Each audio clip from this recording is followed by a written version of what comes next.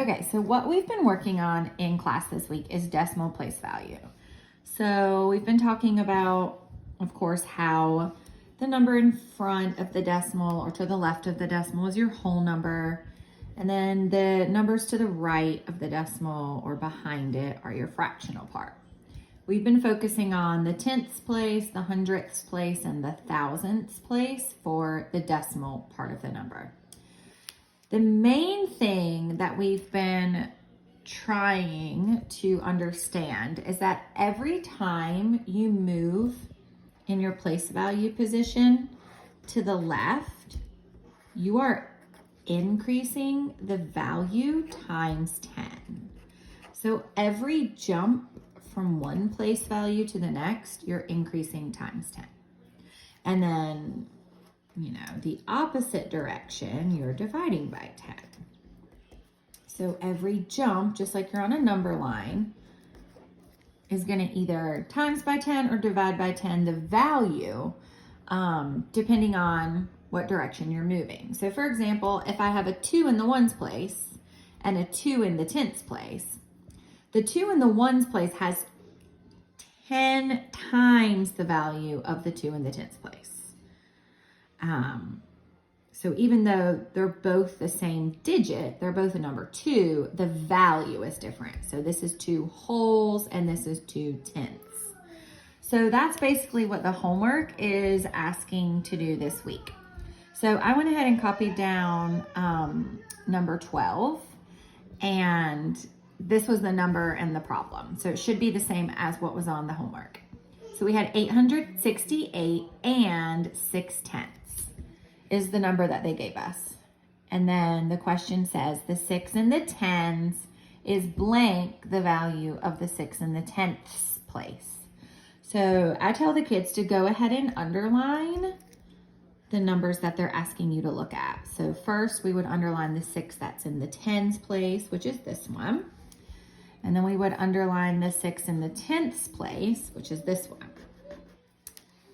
The next thing that I tell them is to go ahead and count how many jumps are between the two six, in this case sixes, but the two numbers, and that's going to tell you how many zeros you're going to need in your answer. So in this case, I have 1 jump, 2 jumps. So that means I'm going to need 2 zeros. So now at this point, I just have to decide if my number is greater, if this 6 has a greater value, a bigger value, or if it has a lesser value than the 6. I know that the further left I go, the bigger or the greater the value gets. So in this case, the 6 in the tens place is going to have a greater value than the 6 in the tenths place. And then I know that 2 jumps, 10 times 10, that's going to give me 100. So a 6 in the tens place is 100 times the value of the 6 in the tenths place. Now on the opposite end, I went ahead and pulled up number 13 as well. Number 13 is the exact same kind of problem. It's just you're jumping in a different direction. So for number 13, it says the 4 in the tenths place is blank the value of the 4 in the tens place. So again, we're going to underline the 4 in the tenths place, and then we're going to find it. It's here. And then we're going to underline the 4 in the tens place. We're going to underline that, and it's here. Next thing I want to do is count how many jumps from one 4 to the other. In this case, 1, 2. That means my answer is going to have 2 zeros. So 2 jumps, 2 zeros. If this were 5 jumps, it would be 5 zeros. If it were 12 jumps, it would be 12 zeros. Now, the last step is determining if the number is bigger or if it is small, or if it has a smaller value. I know that the tenths place is here, the tens place is here. So in this case, the tenths place is going to actually have a smaller, or a value that is less than the tens place.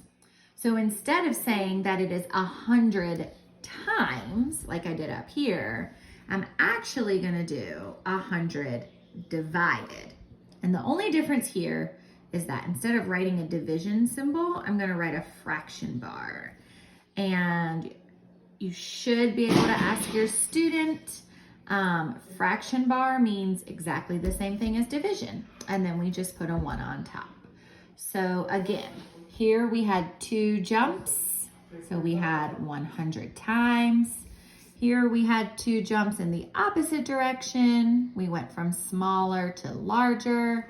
And so it was 1/100th. So depending on if you're going from larger to smaller or smaller to larger is going to depend whether you put a whole number or a fractional part. Hope that helps.